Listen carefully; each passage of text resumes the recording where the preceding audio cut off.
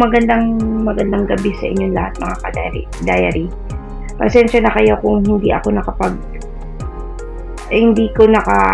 ko na gabi na ako nakapag-close intro at saka outro ng ating channel mga ka-diary. Kasi kanina, umaga kasi mga ka-diary, kukwento ko na lang sa inyo. Kaninang umaga, kasi natulog ako ng alas 2, alas 3, ganyan. Nagising kasi ako sobrang init. So, gumawa ako ng second YouTube channel natin. At ito yung second YouTube channel natin, ang Kwentong Kababalaghan. Kwentong Kababalaghan mga ka-diary. Na kung saan mga ka-diary is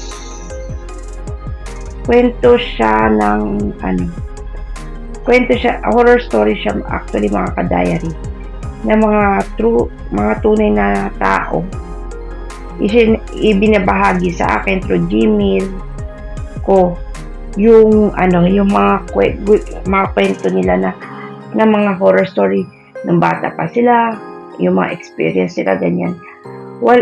Tapos pinaikli lang siya ng katulad ng ginagawa ko sa inspirational story ko sa Facebook.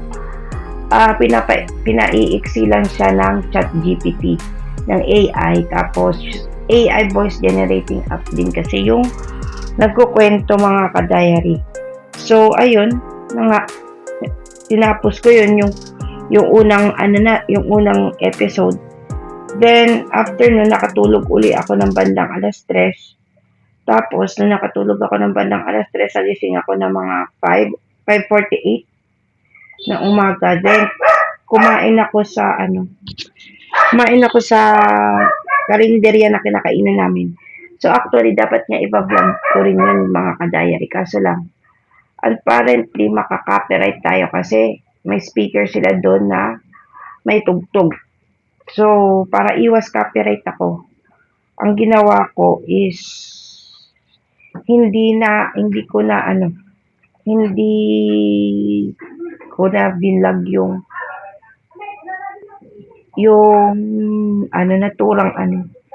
naturang pagpunta namin. Pero nung after namin mag-breakfast ng kasama ko, pumunta naman kami sa isang sikat na kapihan doon. Kasi gusto niya magkape. Ako naman kasi hindi naman ako nagkakape. Tsaka wala namang gatas sa binibenta doon. Sa sikat na kainan doon na Chicalbo na doon, sineserve nila 15 pesos lang native coffee. Then, eto na yung kasunod na ganap namin mga ka-diary. Kasi tuwing Martes, Tuesday ngayon, araw ng palengke. So, sa araw ng palengke, marami ka makikita at ito yung voice over ko sa naturang palengke tour, palengke tour nila, mga ka-diary. So, ayun na nga, pumunta na kami ng palengke. Marami kang makikita dito na iba't ibang uri ng paninda. May tambo, may basahan, pero more on gulay sila. Gulay, saging, mga ganyan. Tapos meron din sila mga sibuyas, mga mura lang talaga mga ka-diary. Timba, arenola, mga gamit sa pambahay, sili. Yung sili nila 20 pesos isang tumpok. Tapos may mga paso din sila, may mga pang gamit sa bahay like mga kutsilyo, yan, mga itak, ganyan. Ayan yung makikita mo doon. Tapos may mga more on gamit, kasi mga ka-diary, lahat ng mga gamit sa bahay at mga halong-halong mga lutuin nandyan, daing, mga tuyo, ganyan. At saka mga ka-diary, sa public market nila, walang bawal.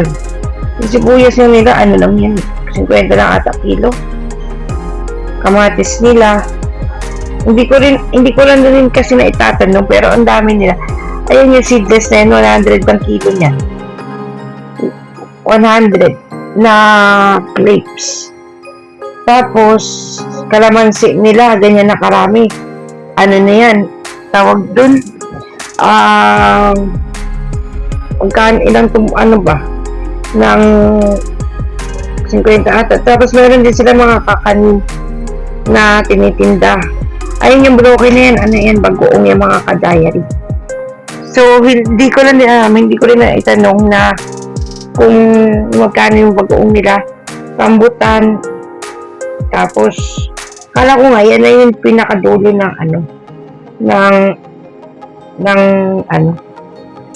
ng palengke, hindi pa pala. Yan, nagtitinda din sila ng mga fresh na mga bulaklak na kung saan pwede mong itanim sa mga bahay. Tsaka, always 150 yan dyan sila, yung mga paso na yan, yung mga Tapos, yung sa gilid na yan, mga ka-diary, yan yung parang pharmacy nila. Tapos, yung papunta ako dyan na sa pinakadulo ng palengke. So, aside sa mga mayroon din sila makikita dito yan ng mga kakanin. Tapos, saging, asin. Yung isang tubok na yung mga ka-diary, 20 pesos. Siso talaga yung mga ka-diary. Tapos saging, isda, ayan o, hipon. Meron nga dyan mga kadali, ang gaganda ng mga isda nila kahit bagyong-bagyo ngayon. Tapos meron din sila mga, ayan o, binabalatan ni ate yung talaba na kinain ko nung sa day 1 ko. Tapos meron din silang yellow na ginger. Pagkatapos nun po, basahan na uli. Tapos saging. So, mga paninda uli ng mga gamit ng karpintero, padena ng aso, walis tingting, walis tambo. Tapos meron din silang mga saging na saba, asin. Tapos meron din sila, ayan, yung tumpok na yan, tahong.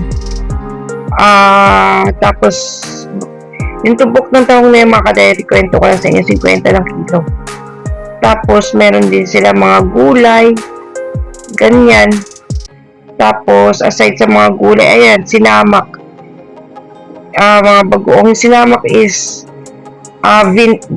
vinegar na may ingredients na bawang, ano pa ba yun? Sili, at saka fresh na vinegar sa halo nila doon. Tapos, ang fresh nila mga gulay nila, hindi katulad sa Maynila pagka ulit na ng ulit. So, may mga tinda din sila mga dito, mga isda. Ayun, nalalaki ng sugpo, oh. Hindi nga nila nakikilala yung na sugpo, eh. Yung ini-SMR, yan yun, medyo malaki-laki na ng konti, maliit ito ng konti yan, mga ka-diary. So, ayun, may karne din sila. Dami nga makikita na mga gulay, mga dito sa public market nila. So, pumasok kami diyan sa naturang na yan kasi kala ko ipapasukin namin yung daan na yan, hindi naman pala. So, ayun, meron din silang tindang mga mango. Yan. So, yan na naman, may mga bigas din. So, nung, eto na yung ganap tinignan na muna namin yung kung ano yung pinakadulo nito mga ka-diet. A few moments later. So, nung pauwi na kami, nakakita kami ng mga mangga, saging. Tapos, eto, bumili yung kasama ko ng purple yam. Yung as in talagang, yung ginagamit sa mga ube halaya, yan yung at saka 50 ng kilo dyan mga ka-diary, mura-mura na sa palengke kasi natin dyan, yung purple yam na yan kasi mga ka-diary na tinatawag sa English is umaabot ng 200, 300, depende sa sa itsura. Pero diyan, makukuha mo lang ng 50 pesos. Tapos, yung 33 pesos niya, o 30 pesos, na binili, sobrang dami na, 6 na piraso. 6, 4, hindi ko lang din sure. Pero, aside sa purple yam na tumitinda niya, meron din siyang mga ordinaryong mga kamote, ganyan. Then, pagtapos niyan, mga ka-diary, sa susunod, sa ano naman, napatigil din ako kasi may nakita ko mga fresh na gulay sa tabi nila. Na, as in talagang sariwa. Kasi yung, ayon sa nakausap ko rin na local, dyan, is, ayan no, mga ka-diary, bago ko ikukwento. Ayan yung nganga, kasi napahinto ako. Yan ko yung kasamahan ko kung ano yan. Yan daw yung nganga na pang, yung ginagamit ng mga igurot, ganyan, yan yun. So, mabalik tayo sa, sa kwento ko. Ayan mga ka-diary pala, yung, ngayon ako nakakita ang puting kamatis, ganyan. Hindi ko nga alam kung kulay-pulay yan pagka umano eh. So, ayun, meron din silang balanghoy o kamote kahoy. Tapos, yung nila mga ka-diary, farm to market talaga. Ay malangka din sila. Galing talaga market yan kasi galing talagang bakto nung sila talaga nagtanim yan mga ka-diary. So ayun, kaya ganyan ka-fresh yung mga gulay nila. Parang Bagyo type. Pag Martes, ganyan yung gawain ng mga tao.